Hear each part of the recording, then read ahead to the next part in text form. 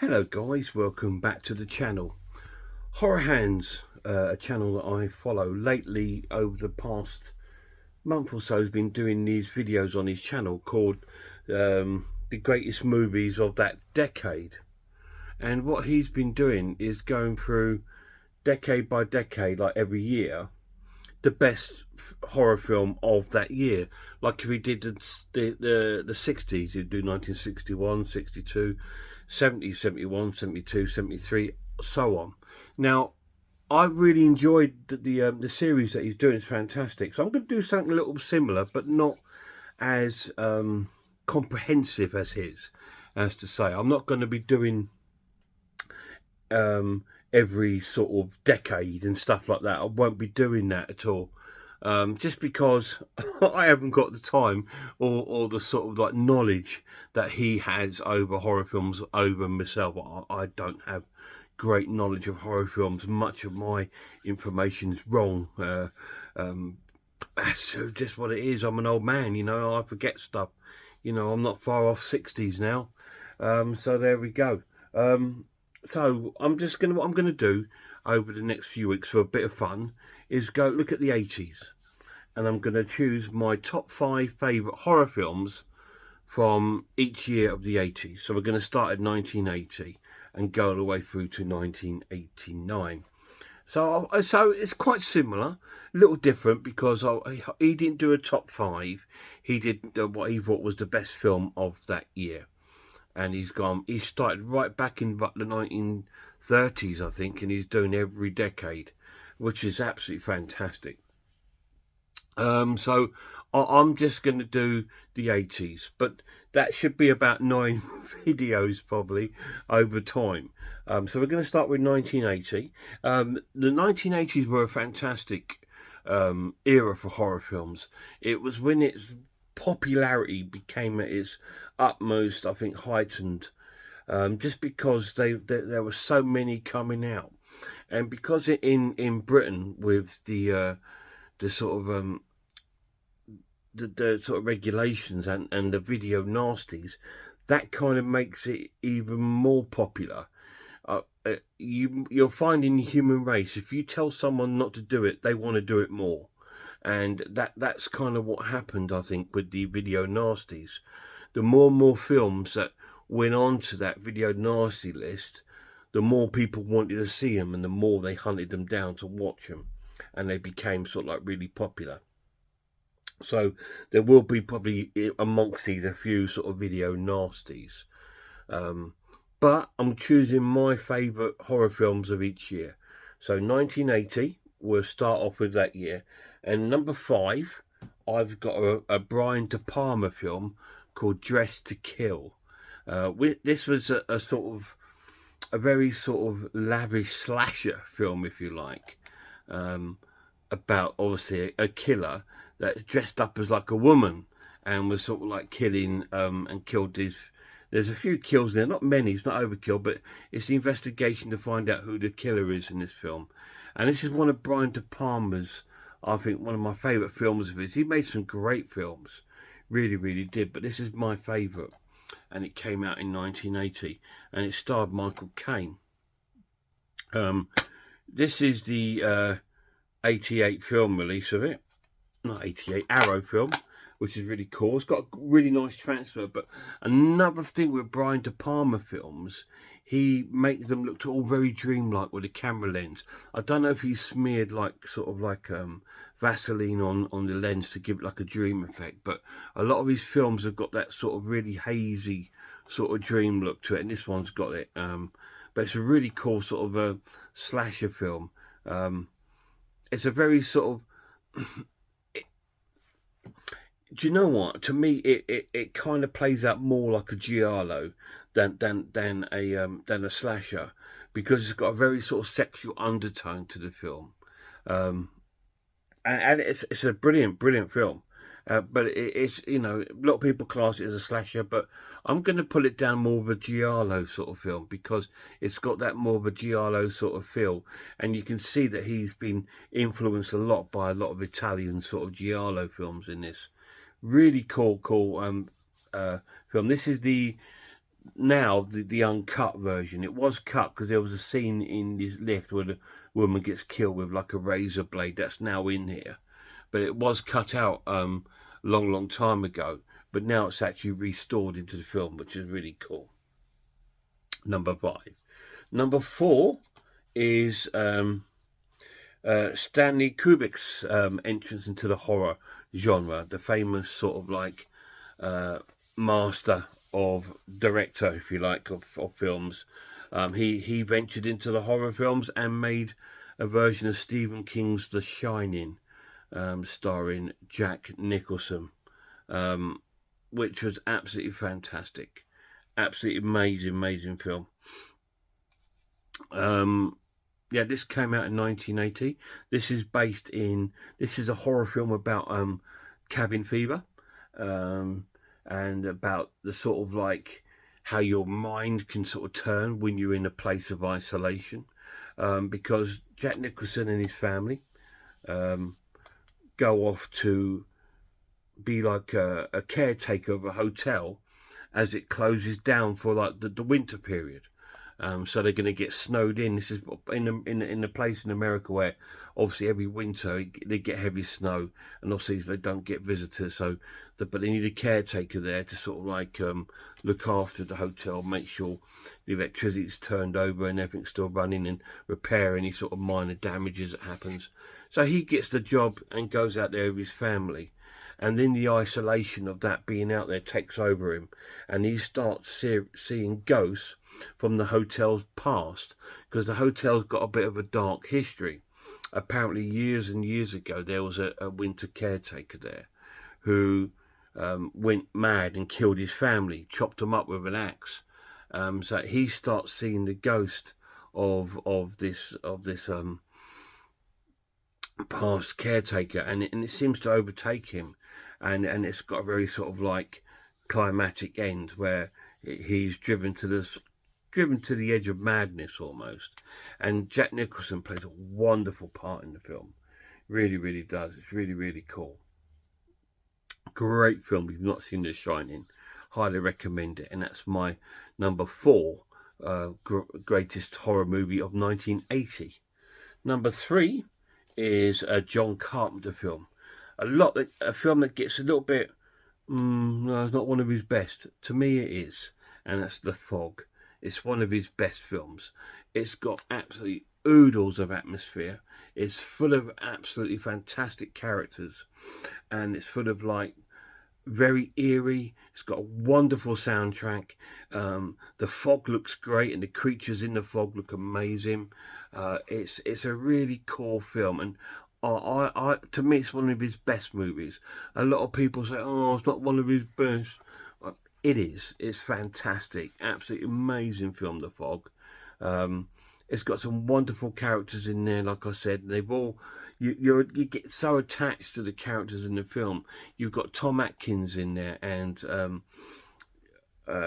Jamie Lee Curtis, and their little relationship sort of molds. She's like a hitchhiker, and he picks her up, and they straight away start bonding as a relationship. And there's all these little stories going on. We've got the woman that works in KAB, the radio station, and her son is at home with his nanny, and there's a little relationship, little stories going on. And there's like the mayoress of the town, and all this kind of things. There's a history of the town. We've got the story with the priest going on there, and all these sort of.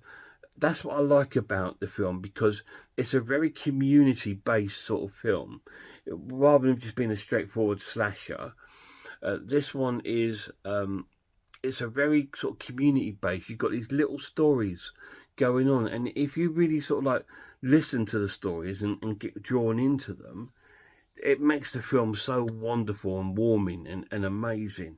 But then you've got this horror just about to happen on the town as this historical sort of fog hits the town, which is these sort of ghosts in there, because they're after something that's in this little town that has been taken from them. And so it's their pursuit of that. So they sort of like, you get into your sort of slasher monster film, and the poor sort of village comes under attack from this fog, and the ghostly figures that live within it. Fantastic, very, very eerie film. Amazing sort of like scene in the church with the fog and the creatures, which looks absolutely awesome still to this day. Underrated. Okay, now people always say, oh, this film is so underrated, and the thing is, right, people don't really understand the meaning of the word underrated. Because like when I see on like Facebook and that, and there's someone, I'm on some of the horror groups on there, someone puts a picture up of a horror film. Oh, The Exorcist, such an underrated film. It's not an underrated film. It's extremely popular. It made lots of money. It was popular with the critics and stuff like that. Now, underrated means it's a film that gets quite it's not bad reviewed, but gets sort of like negative sort of reviews, or sort of like mediocre reviews, but you love it. Okay, now that's underrated. And that's what underrated means. Not something because no one's talking about it every 5 minutes. You know, I get people saying, oh, The Howling's such an underrated film. It's not. It's just because people are not talking about it every 5 minutes. But it's still a very popular and very famous and very well received film. So it's not actually underrated. Whereas The Fog gets reviewed as not one of his better works. And to me, it is. To me, it's underrated, because I think it is one of his underachieved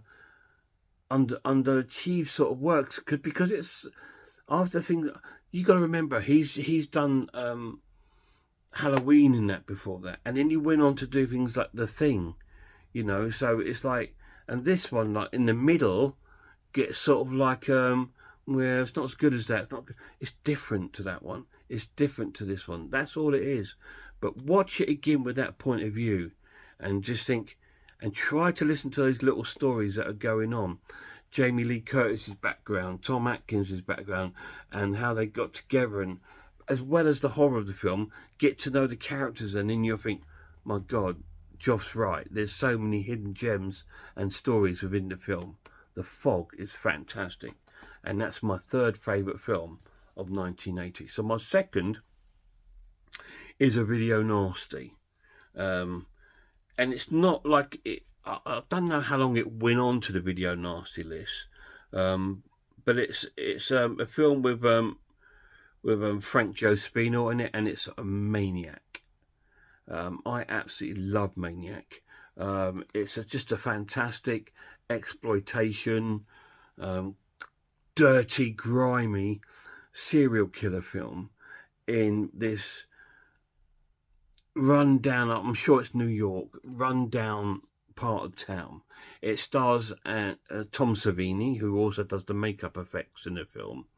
And it's about this guy that's driven mad in this town. And he's got this really strange fetish of, I personally think, women's hair, because he tends to kill his victims, scalp them, and he puts their hair on mannequins that he's got in his bedroom. And his bedroom's full of like mannequins and dolls and stuff like that. And he's trying to create his own sort of like world of. He's very, I think, unappreciated by women, and so he's sort of avenging that. It's a very gory film. There's lots of really good kills in the film, and it's a very, very strange and shocking ending to the film, which is brilliant too. It's just such a good film. It's a serial killer slasher film, and it tells you the story on the side of the killer. So instead of like being investigated, you're actually following him around. And that's where the story goes. Whereas a lot of these slasher films, you follow the good guys or the cops. This one, you're actually following the actual, the protagonist of the film. And it's fantastic. Absolutely amazing film. Maniac. This is the 88 film release that got released just over a year ago now. It's such a cool version. Really good film. Maniac. Please get hold of a copy if you can. It got a remake, which was okay. It wasn't brilliant. The main character in that one was played by Frodo. That's all I think of it as.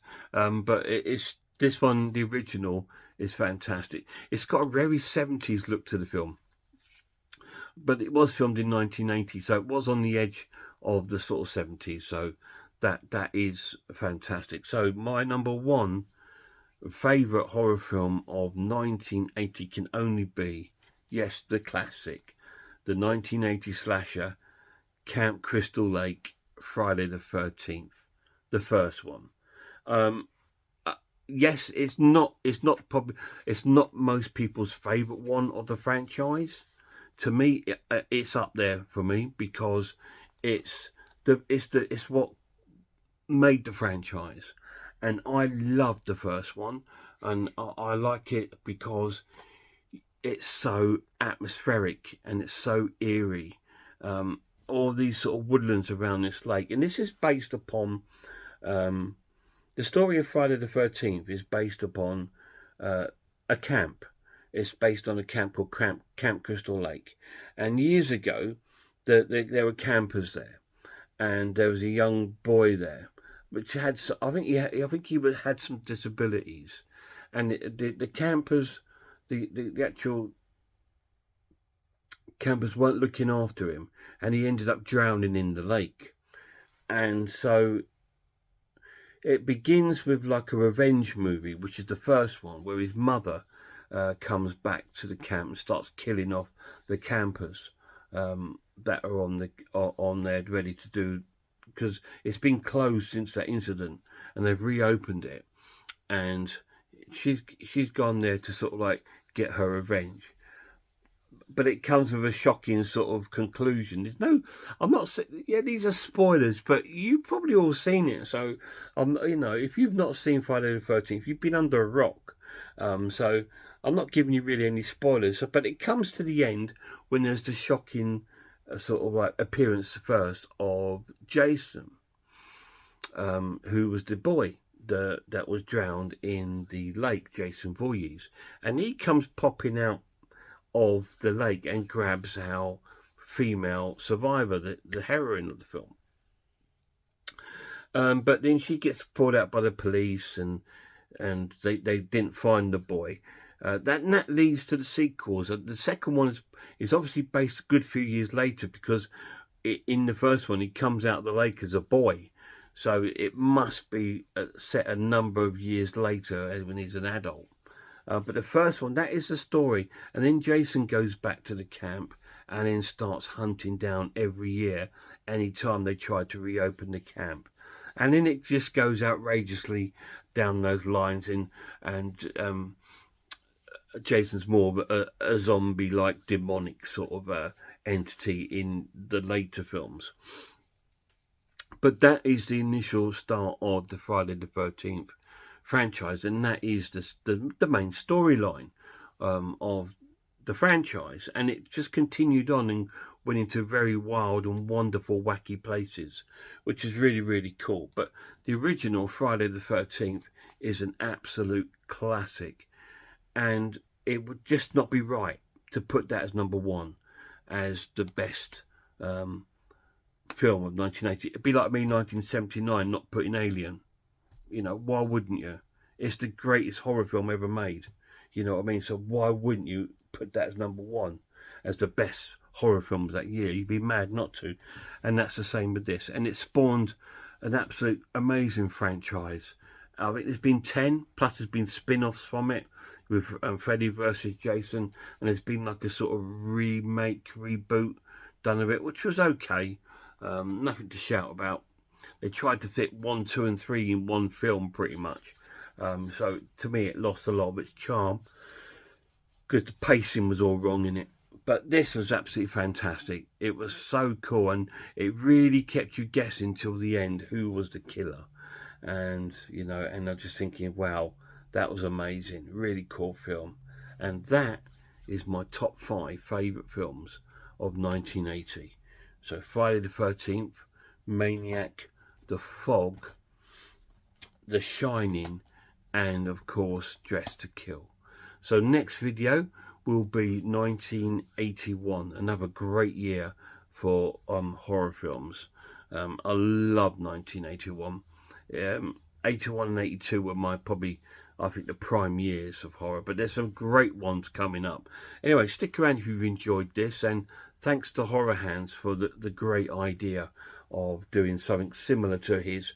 So his one is a lot more in depth and a lot more sort of like through the decades of horror, which is fantastic. I mean, I just don't, a lot of the films I probably don't own, and it's just that I just don't have that sort of knowledge or time to spend to do that. So I have to go with what I've got. So I thought the best way to do this would be looking at the 1980s, and that's it. That's the first one of these videos. Anyway, till my next one, please check out Horror Hands and check out some other horror channels for me.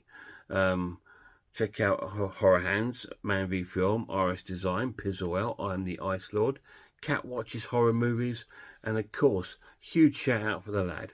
Until next time, look after yourselves, look after one another, and I really hope I'll see you all soon.